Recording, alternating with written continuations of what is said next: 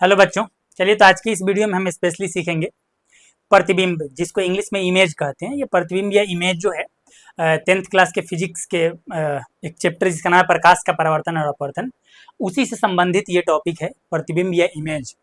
ये 10th class Bihar board के point of view से काफ़ी इंपॉर्टेंट है।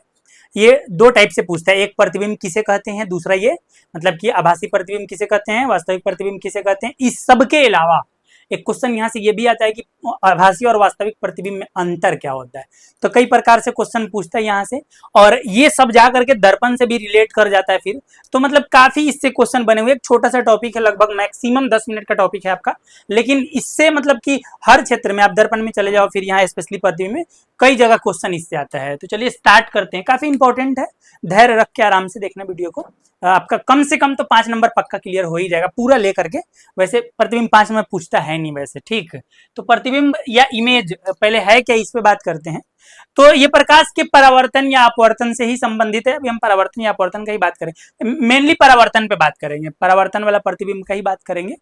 यहाँ पे क्या मतलब होता क्या है कि प्रतिबिंब का मतलब इमेज होता है, जैसे कि हम किसी वस्तु को अपने आंख से देख पाते हैं। ये तब संभव होता है कि उस वस्तु से प्रकाश निकलकर, मतलब कि उस वस्तु से प्रकाश निकलकर हमारी आंख तक जब आता है तब हम उस वस्तु को देख पाते हैं। बड़ा इंपॉर्टेंट चीज है, समझो बात को।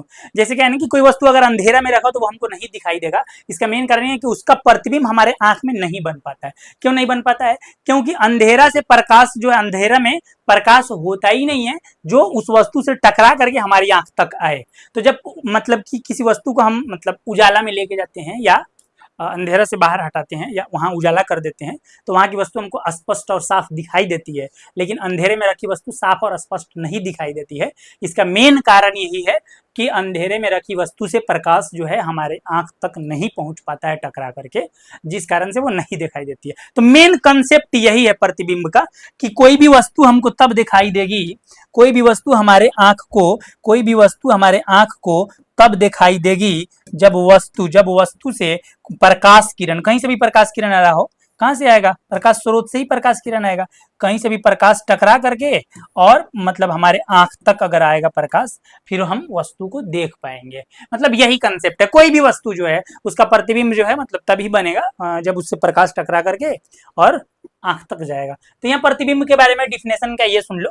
किसी वस्तु से आने वाली प्रकाश किरण दर्पण से परावर्तन के बाद, मतलब हम दर्पण में भी अपना चित्र देखते हैं तो यहाँ दर्पण का ही मेनली बात करेंगे। तो किसी वस्तु से आने वाली प्रकाश किरण, वस्तु से मतलब ये वस्तु है, यहाँ से कहीं मतलब किसी प्रकाश स्रोत से प्रकाश पहले यहाँ पड़ेगा, यहाँ से टकरा करके वहां जाएगा जहां इसका प्रतिबिंब बन रहा है। अगर आंख में बन रहा है तो इसका मतलब प्रकाश हमारे आंख तक जाएगा। अगर इसको दर्पण के सामने रखें तो इसका प्रकाश दर्पण में जाएगा और दर्पण में इसका चित्र बनेगा। वही बात है कि किसी वस्तु से आने वाली प्रकाश किरणें दर्पण से परावर्तन के बाद, मतलब वस्तु से क्या दर्पण पे, दर्पण से टकरा करके, फिर सुनिए, दर्पण से परावर्तन के बाद जिस बिंदु पर मिलती हैं ये सभी किरणें, एक ही वस्तु से सभी किरण दर्पण पे गया, वहां से वापस लौटने के बाद जिस बिंदु पर ये मिलती हैं, या एक और शब्द मिलती हुई प्रतीत होती है, मतलब कि वास्तव में मिलेंगी या मिलती हुई प्रतीत होती है। तो जिस बिंदु पर ये मिलेंगी या वास्तव में या मिलती हुई प्रतीत होंगी, मतलब बोला है कि उसे उस वस्तु का प्रतिबिंब कहते हैं। इसको थोड़ा इस तरह से हम समझते हैं एक चित्र से। जैसे देख लो, यहाँ पे ध्यान से सुन लो, ये एक वस्तु है AB। AB क्या एक वस्तु है, यहां से दो प्रकाश किरणें निकली हैं, एक ये और दूसरा ये। अब क्या है ना कि इससे जाने वाली प्रकाश किरण, ये एक दर्पण है MN, इससे टकराने के बाद इधर की ओर आई और एक प्रकाश किरण सीधा गई, दर्पण से टकरा के इसी पथ पे वापस लौटी है। जब ये दोनों किरणें इस प्रतिबिंब दर्पण से जब टकरा कर लौटी हैं तो एक दूसरे को इस बिंदु पर मिली है, तो इस बिंदु पर इस वस्तु का प्रतिबिंब बनेगा। वही बात है, डिफिनेशन में यही बात लिखा हुआ है कि किसी वस्तु से आने वाली प्रकाश किरणें दर्पण से परावर्तन के बाद जिस बिंदु पर मिलती हैं, जैसे ये वाले चित्र में आप देख लो, यहाँ पे मिली हुई है, ठीक, और इस यहाँ पे भी एक चित्र है, या मिलती हुई प्रतीत होती है। यहाँ से इस वस्तु से दो किरणें गई, एक उधर की ओर, एक जाकर के वापस लौटे, लेकिन यहाँ मिली नहीं। ध्यान से सुनना, ये वाला किरण यहाँ पे और ये वाला किरण यहाँ पे मिली नहीं, वास्तव में मिला है नहीं वैसे, क्योंकि ये दर्पण जो है अपारदर्शी होता है, तो इधर से ही लौट गया, बस हम इसको डॉट लाइन से आगे बढ़ाए हैं। तो कल्पना की है कि यहाँ पर मिलेगी, माने प्रतीत हो रहा है, बस इमेजिन किया गया है। तो मिलती हुई जिस बिंदु पर मिलती हैं या मिलती हुई प्रतीत होती हैं, मतलब कि उसे उस वस्तु का हम क्या कहते हैं, प्रतिबिंब कहते हैं। उम्मीद है कि इतना क्लियर हो गया होगा। डिफिनेशन इसी तरह से। अब बताए कि ये प्रतिबिंब जो है मेनली दो टाइप का होता है। एक जब मतलब किरणें वास्तव में मिलती हैं तब का प्रतिबिंब, और एक मतलब कि किरणें मिलती नहीं, बस हम इमेजिन करते हैं कि वहीं मिलेंगी, तो फिर उस टाइप का प्रतिबिंब। तो दो टाइप का प्रतिबिंब होता है। उसमें एक को बोलते हैं वास्तविक प्रतिबिंब, जिसमें किरणें वास्तव में मिलती हैं, और दूसरा होता है आभासी या काल्पनिक प्रतिबिंब, जिसमें किरणें मिलती नहीं, बस मिलती हुई प्रतीत होती हैं, कल्पना कर सकते हैं कि मिल रही हैं, बस इतना ही। तो प्रतिबिंब कितने प्रकार के होते हैं? दो प्रकार के। एक कौन? वास्तविक प्रतिबिंब, रियल इमेज। दूसरा आभासी प्रतिबिंब, वर्चुअल इमेज। इसे काल्पनिक प्रतिबिंब के नाम से भी जानते हैं। इसे काल्पनिक प्रतिबिंब के नाम से भी जानते हैं। काल्पनिक प्रतिबिंब। कौन प्रतिबिंब? काल्पनिक प्रतिबिंब। उम्मीद है कि यहां तक में कोई प्रॉब्लम नहीं होगा।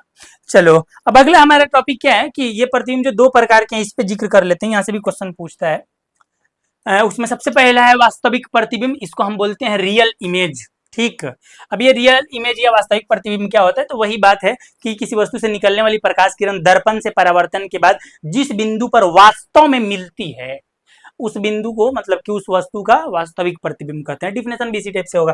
किसी वस्तु से आने वाली प्रकाश किरणें दर्पण से परावर्तन के बाद जिस बिंदु पर वास्तव में मिलती है, उसे उस वस्तु का वास्तविक प्रतिबिंब कहते हैं। जैसे यहाँ पे वस्तु था ए बी, यहाँ से निकलने वाली दो प्रकाश किरणें हैं दर्पण से परावर्तन के बाद वास्तव में ए पर मिली है, ए डैश पर, यहाँ से ऊपर की ओर एक प्रतिबिंब बना है ए डैश बी डैश। चलिए इसके बाद एक और होगा आपका आभासी प्रतिबिंब, वर्चुअल इमेज। यहाँ पे मिलती हुई प्रतीत होंगी। वही बात है, किसी वस्तु से आने वाली प्रकाश किरणें दर्पण से परावर्तन के बाद जिस बिंदु पर मिलती हुई प्रतीत होती हैं, जिस बिंदु पर मिलती हुई प्रतीत होती हैं, उसे उस वस्तु का क्या कहते हैं? आभासी प्रतिबिंब कहते हैं। अब इसको जरा यहाँ पे समझ लो। जैसे एक वस्तु है ए बी, यहाँ से प्रकाश किरण निकली, एक निकला वक्रता केंद्र की दिशा में और दूसरा मुख अक्ष के समांतर जो ऊपर की ओर चला गया। अब क्या ना, वक्रता केंद्र की दिशा में लंबवत पड़ने का इसी पथ पर वापस हो गया, लेकिन हम इसको डॉट लाइन से पीछे लेके गए तो वक्रता केंद्र की दिशा में गया। दूसरा ये ऊपर की ओर मुख अक्ष समांतर जाने वाली प्रकाश किरण फोकस से आती हुई प्रतीत होती है, गया ऊपर की ओर, लेकिन हमको लगा फोकस से आ रहा है। ये देखो यहाँ पे डॉट लाइन से ये वाला और ये वाला यहाँ पे मिला है।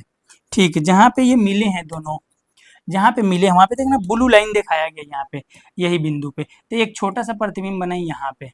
ठीक, तो मेरा कहना ये है कि जिस बिंदु पर मिलती है या मिलती हुई प्रतीत होती है, मिलती है वास्तव में तो वास्तविक प्रतिबिंब, यहाँ डॉट लाइन से तो मिलती हुई प्रतीत हो रही है, तो ये कौन सा? ये ए डैश बी डैश, सॉरी ये ए डैश बी डैश जो है ये ए बी का क्या है? आभासी प्रतिबिंब है।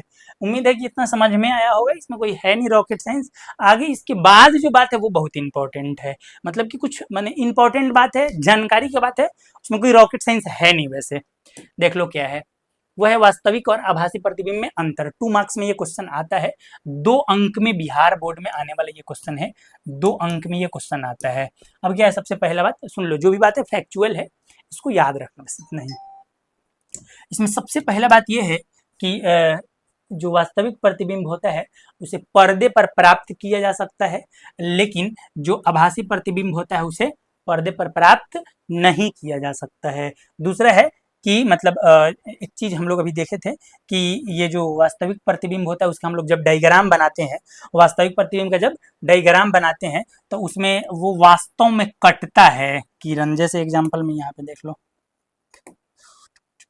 यहाँ पे ये प्रकाश किरण यहाँ से जाके यहाँ पे आया, फिर ये प्रकाश किरण इसी पे लंबवत लो, तो वास्तव में यहाँ पे कटा है ये, तो वास्तव में कटेगा मतलब कि वास्तविक कटान से बना है ये प्रतिबिंब। तो जो प्रतिबिंब किरणों के वास्तविक कटान से बनता है उसको वास्तविक प्रतिबिंब कहते हैं।